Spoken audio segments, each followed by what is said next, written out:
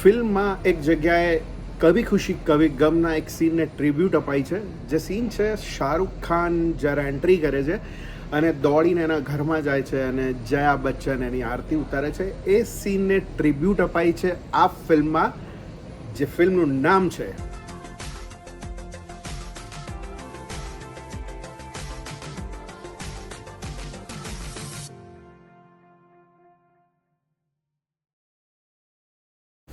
તો નમસ્કાર દોસ્તો, હું છું ગર્વથી ગુજરાતી વિપુલ અને તમે પણ ગર્વથી કહો હું ગુજરાતી. વાત કરી રહ્યા છીએ આપણે આજે જ રિલીઝ થયેલી ગુજરાતી ફિલ્મ જેનું નામ છે મહારાણી. હમણાં જે મેં વાત કરી એ મહારાણી ફિલ્મની હું વાત કરી રહ્યો છું. મહારાણી ફિલ્મ આજે 1 ઓગસ્ટ 2025ના રોજ રિલીઝ થઈ છે. આજે 2 ફિલ્મો રિલીઝ થઈ છે. બીજી ફિલ્મ છે વિશ્વગુરુ, જેનો રિવ્યૂ હવે પછી કરીશું. અત્યારે આપણે વાત કરીએ છીએ મહારાણી ફિલ્મની. મહારાણી ફિલ્મ કેવી છે એના વિશે વાત કરીશું. સૌથી પહેલાં આપણે વાત કરીએ ફિલ્મના લેખકની. લેખક છે રામ મોરી અને હાર્દિક સાંગાણી. બહુ જ સરસ રીતે લખાયેલી આ ફિલ્મ છે.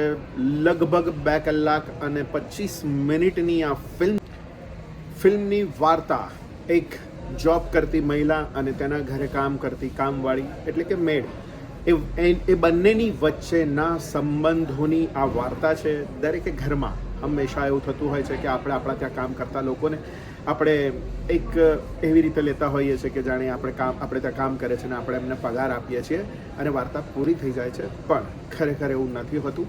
આપણે ત્યાં કામ કરતા અથવા તો કોઈ પણ જગ્યાએ કોઈ પણ કામ કરતી વ્યક્તિનું કેટલું મહત્ત્વ છે એ દર્શાવતી આ ફિલ્મ છે. આમ જોવા જઈએ તો આ વાર્તા ઘરની કહાની છે. દરેકે ઘરમાં બનતી આ વાત છે.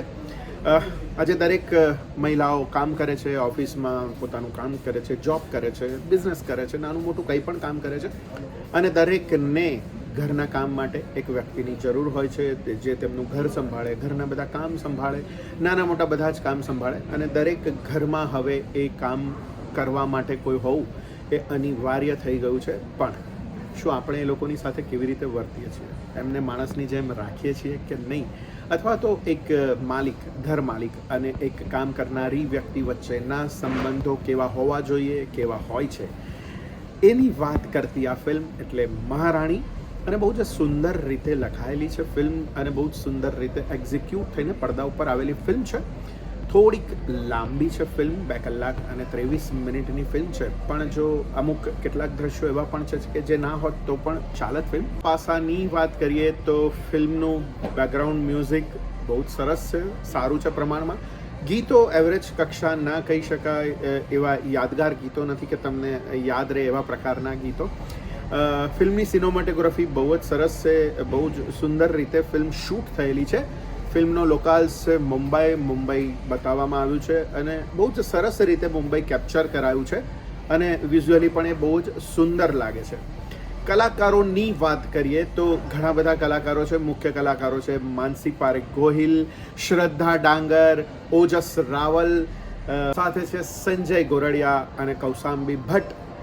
મહેમાન ભૂમિકામાં છે દિલીપ રાવલ, તર્જની ભાડલા, સુરભી ઝવેરી વ્યાસ અને વિશેષ ભૂમિકામાં છે રામ મોરી અને પાર્થિવ ગોહિલ.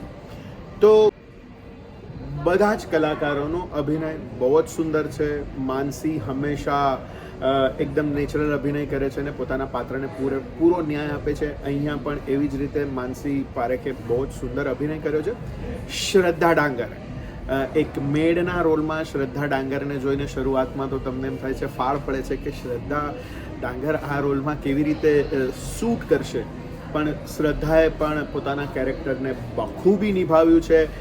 જેણે પણ આ કાસ્ટિંગ કર્યું છે તેને ધન્યવાદ છે કે શ્રદ્ધાને વિચારી શક્યા કે આ રોલમાં શ્રદ્ધા પણ કાસ્ટ થઈ શકે છે, શ્રદ્ધા પણ આ રોલને ન્યાય આપી શકે છે. કારણ કે શ્રદ્ધા ડાંગરે બહુ જુદા જુદા ઘણા પ્રકારના અલગ અલગ રોલ કર્યા છે. પણ આ રોલમાં જોવું શરૂઆતમાં થોડું એવું લાગતું હતું, પણ શ્રદ્ધા ડાંગરે પણ બહુ સુંદર અભિનય કર્યો છે.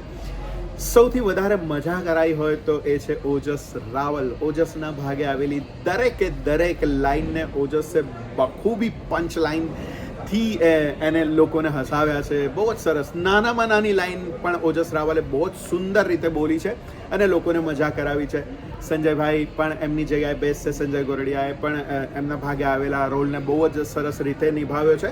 અને નાના મોટા રોલમાં જેમ કે દિલીપ રાવલ, તર્જની ભાડલા, સુરભી ઝવેરી વ્યાસ, આ બધાએ પોતપોતાના ભાગે આવેલું કામ બહુ જ સરસ રીતે નિભાવ્યું છે. ઘણા બધા સીન એટલા સુંદર રીતે ડિરેક્ટ થયેલા છે કે ઘણી વખત તમને આંખમાં પાણી આવી જાય કે વાહ ક્યાં બાત છે. આપણે આ એક મરાઠી ફિલ્મ નાચ ગા ઘુમા નામની એક મરાઠી ફિલ્મની રિમેક છે.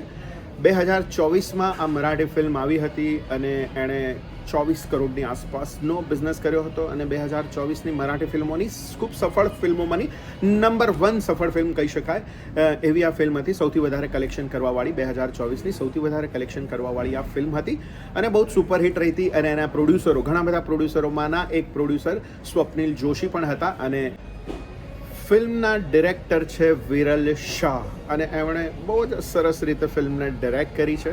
હા, થોડાક સીન અગર કાપી નાખ્યા હોત એડિટિંગમાં તો ખરેખર ફિલ્મ પેસ થોડી વધી જાત, પણ તેમ છતાં ફિલ્મ જોવાલાયક બની છે અને માનવીય સંબંધોને એક અલગ રીતે દર્શાવતી આ ફિલ્મ છે.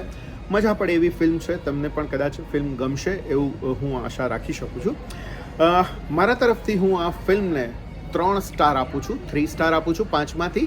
તમે આ ફિલ્મ જોઈ હોય તો કમેન્ટ બોક્સમાં જરૂરથી લખો કે આ ફિલ્મ તમને કેવી લાગી. અને અગર તમને આ વિડીયો ગમ્યો હોય તો એને લાઇક કરો, શેર કરો અને હજી સુધી પણ તમે મારી આ ચેનલને સબસ્ક્રાઇબ ના કરી હોય તો જલ્દીથી સબસ્ક્રાઇબ કરો. તો મળીએ દોસ્તો નવા વિડીયોમાં નવી વાત સાથે. ત્યાં સુધી સ્વસ્થ રહો, મસ્ત રહો. આવજો.